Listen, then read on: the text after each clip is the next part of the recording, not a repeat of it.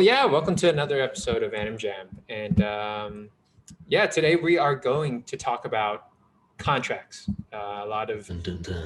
yeah, a lot of you guys probably it's always a looming question when you start out in the industry, or even for us now.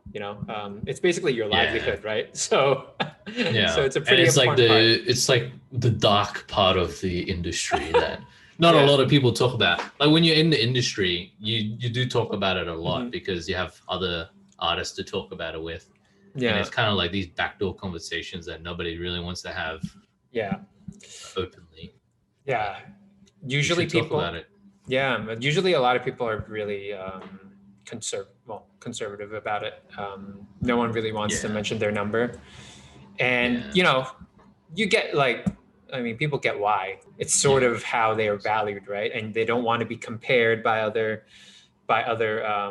like by Yeah, colleagues. yeah, for sure. You know. And when you're starting off, like, it's always a Hmm. little embarrassing when, if people are talking about their rates and then you're like significantly lower, you don't want to say yours. Or if you, on the flip side, if you like earn significantly more, you don't want to tell like a junior how much you make because Hmm. it just makes them feel like Yeah. bad. Yeah. So, or like, especially if you're talking amongst seniors, that's when it gets really like, you're stepping on thin ice because Mhm. then you're both on the same level and it's like, why Yeah. is he getting paid more than me? And, Yeah. or, so it Yeah. is a touchy subject, but, it's in our favor as artists to talk about it. And Yeah. studios don't want us to talk about it. VFX houses don't want people telling each other their rates because it makes their life harder when they have to negotiate. Um, but it for like an artist, it's like really informative. I think if you talk openly about this stuff because then it means everyone's like on the same playing field. Yeah, You know. I totally agree. I think I'm always like I always jump in whenever there's a salary. Whenever like colleagues talk about salary, I just Yeah. immediately jump in and just be like, "Hey, this is my rate." Um, Yeah. then you sort of take the power away from that number as well. Yeah, Um, exactly. you know, It normalizes talking about it, which is exactly, important because then you exactly. don't want it to feel like this taboo subject because then Yeah, it's worse off for everyone that's an artist. Yeah, exactly. I always throw my number out there too. Yeah. And then I know people that don't, but Hmm. I purposely throw it out there Yeah. when I'm talking to them as well, just to try to like, yeah, just to try to get like some kind of response. Exactly. Yeah. I think But of it's. course, it's like it's up to you. Like, not saying that Mhm. you have to tell people your rate, but Yeah. I personally think it's a good thing. Yeah, no, I agree. There's definitely more. I think there's more pros for everybody to talk about it. Yeah, Like a lot of times, I mean, for the longest time, I didn't know how much. Like when I first started in the industry, I don't know how much a junior is supposed to get paid. I don't know how much a mid's supposed to get paid or a senior. These are all arbitrary or subjective, especially you know when you're talking to HR about your first contract or about your contract, they would tell you a number, but more than often, that number is completely fabricated. yeah, yeah. Yeah, It's downright illegal. yeah, yeah. It's almost like, yeah, they're really good at their jobs because I mean, their job is to profit, right? Their job is to keep the cost low Yeah, they want to and hire you at the lowest price possible. point possible, Exactly. and yeah, if they're doing their job well, then they're gonna get that. Hmm. But if they're not doing their job well, then obviously they pay you Yeah. more than they can. So they're obviously gonna Yeah. try to lowball you at any given point. Exactly. It's their job. It's not like Yeah. you know, Yeah. it's not like they have a choice, but that's just how the industry works. Yeah. And yeah, so I think talking about and knowing at least the brackets of where each position should be is important. Like I think I was completely lowballed for my junior contract. Like I think it was Pretty sure like, every single junior out there gets lowballed on yeah, yeah. their first contract. Yeah, And it's tough because you don't have anyone to talk to normally. I think exactly. before you start in the industry, you don't have any artists that you talk to. So Hmm. you can't be like, hey, is this like too little? Am I being lowballed? Hmm. Um, you want to get your foot in the door. That's all you care about as a junior. And Exactly. like studios know that. They take advantage of that. They're like, Hmm. look, it's your first feature film, or hey, look, it's your first job straight out of college. Yeah. It's a great opportunity. Yeah. Like here's your salary. Yeah. And you're like, okay, awesome. Yeah. No negotiations, no nothing. Yeah. And the I can't blame anyone for doing that because Yeah. I think given the same opportunity, I would probably do the same. I'd be like, I'm gonna get lowboard. Um, I need the experience, so I'll do Yeah. it. I think that's And a yeah, that's the thing though. Like as long as you get something out of it, yeah, something that you have to like. Each artist is different, but if you balance like the pros and cons of it, like if the pros outweigh the cons, then you should take it, even though it's a little bit, the money might not be there right now. yeah, But if it gives you a stable job in the beginning to get some film, like to get some work on, like under your belt, then you should definitely take it. Like, yeah. it's yeah. When you get your first job, I think it's a lot easier to get more work afterwards because you can say Yeah. that, hey, I've got a bit of experience now. Mhm. But I think it's hard to blame anyone for taking a low rate on their first job. But Mhm. where it gets like kind of like you know gray is like if you're like a mid or you're like a senior and you start taking these lowball contracts. Mhm. Um, that's when I think you're not only hurting yourself, but Yeah. you're hurting the industry. Yeah. I think, yeah, for, I was, I think I was like, yeah, in the beginning, it's definitely every single contract that I took, it was a bit below, I think, what I was valued at. Um, Yeah, at least from, what other people tell me. And then it's only until like, recently where I'm like, you know what? Okay, I've done everything that, you know, uh, I've sacrificed enough, and you would know, like as an artist, you would know, you're like, okay, I don't want to sacrifice anymore. I've got everything like I can out of these studios. Now I need to make back, what I'm actually worth. And I think yeah, I think everybody feels it at some point.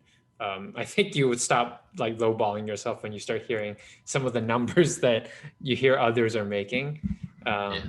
especially if you feel like you output more than certain other artists. Yeah, So for sure. I think it's like a level of confidence that you need before you can like yeah, come out there and say like, hey, this is what I'm worth. yeah, Like if you want me, this is how much it's gonna cost. yeah. But You need yeah, for the leverage. longest time I felt like I was being lowballed too. Yeah. And like my situation's obviously different than Hmm. a lot of other people Hmm. because I got made staff a long time ago and then as staff you don't really get to negotiate your contract every time you know you jump studios. That's like a common thing for like anyone who doesn't know. Like if you get a job in the industry, it's usually like a short contract or it's like a mid-length contract. Hmm. It's rarely like super long contracts. So Hmm. we're talking like months or like a year or so. Hmm. And after you're done, you can go to another studio and then you can say, hey, look, I've got this experience, and you negotiate a rate with that studio. And then you can go back to the original studio and then negotiate a higher rate because you've got more experience. So it's a common theme in the industry where you get chances to negotiate your rate, over time Hmm. as you jump between studios. But if you're stuck in one place, it's a lot harder to try to Yeah. up your rate because you don't have that opportunity to say like, hey, look, I've been there, I've got more experience, I'm back now. You know? Yeah, I think a lot. Yeah, your salary also has a lot to do with the length of contract.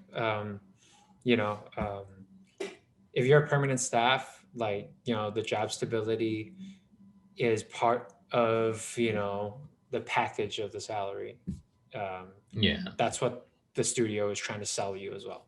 Um, you got a permanent job, you'll never get out of a job, but your rate might be slightly lower than someone who takes a short-term contract. Um, that's actually something that I think artists needs to factor in as well. When you take really short-term contracts, it's because the studio needs people to finish off a movie, and Yeah. that's when it's your That's time when they're too. willing to fork out the money. Yeah, I mean that's like your time too, and your travel expenses. And if you need to fly somewhere to take the short-term contract, you should really like this is your chance to amp up your rate.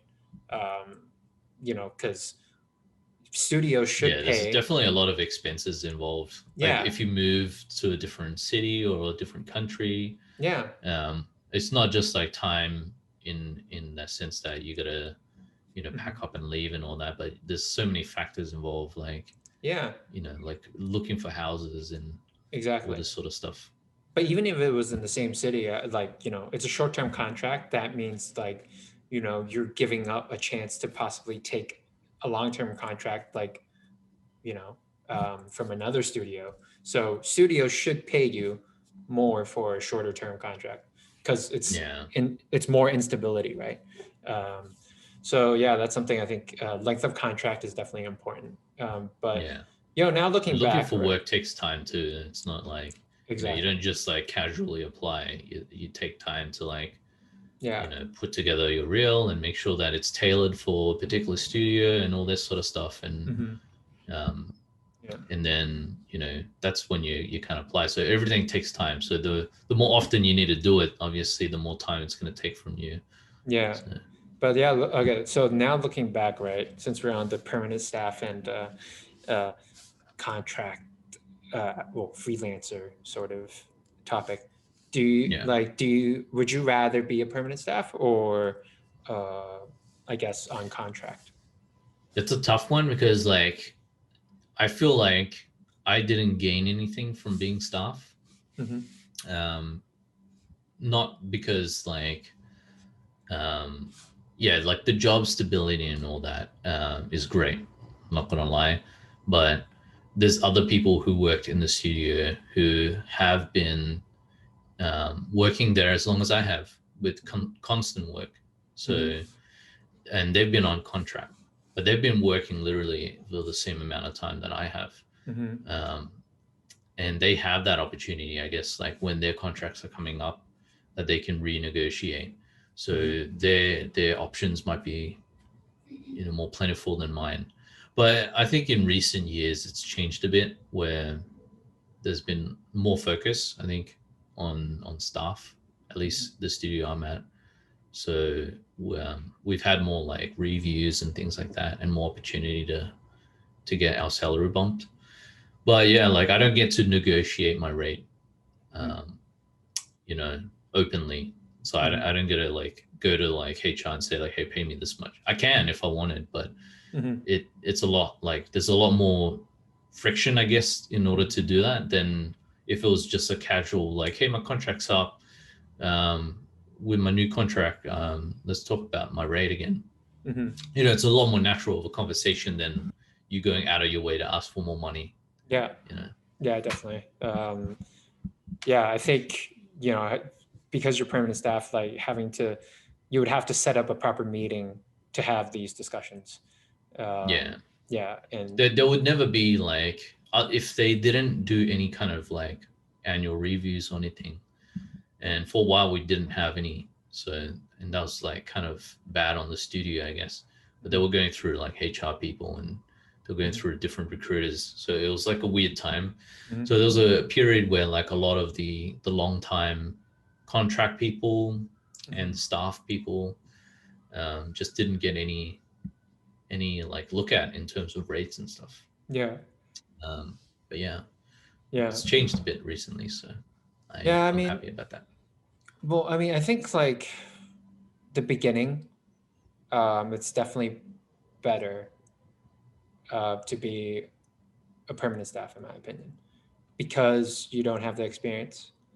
Yeah, Because it's harder. Like I remember, I was like, I think I mentioned before in a previous podcast, I was eating like tuna and rice for like good 6 months, like because I had no yeah, job. yeah, It's like it's not yeah.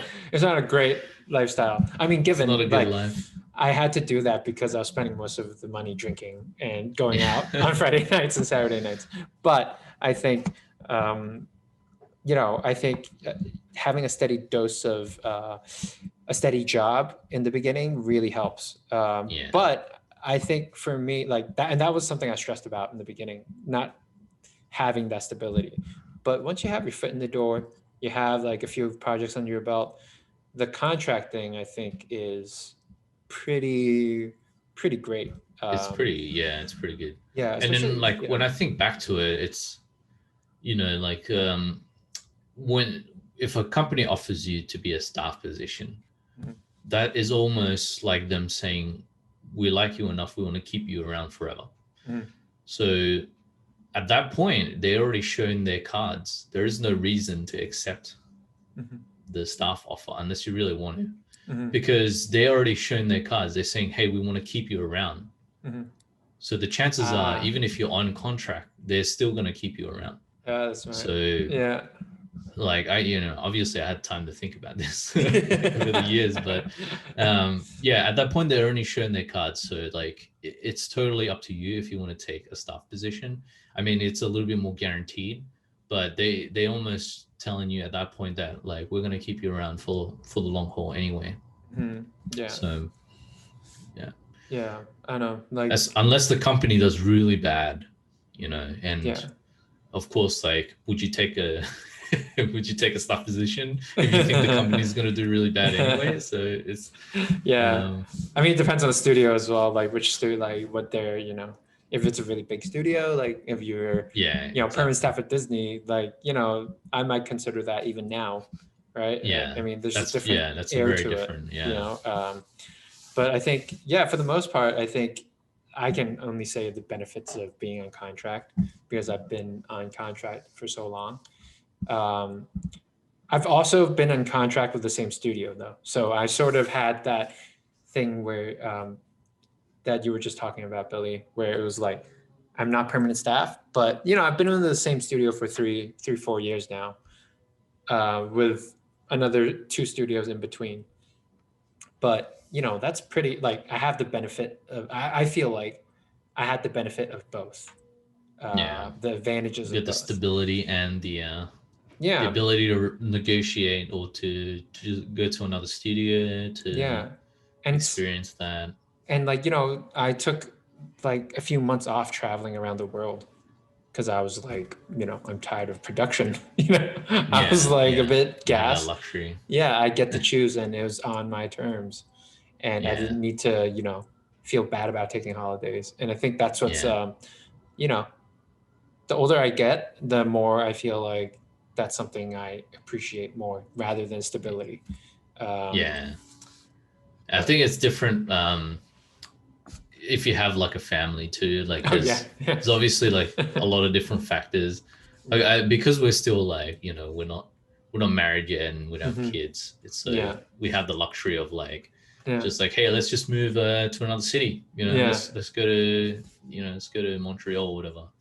Or like let's go back to Australia or all this good stuff. But when you have like a family and you're settled and your kids are going to school, and it changes the dynamics quite a bit, I think. Oh yeah, for sure. I mean, we could have this exact same topic like 5 years down the track, and we're probably like, stable job. We might say something completely different. Hopefully our stable job will be just what we're doing now. Exactly. That would be great. Thanks for watching or listening to our content. If you like what you saw, feel free to subscribe to our YouTube channel. Thanks again. Peace.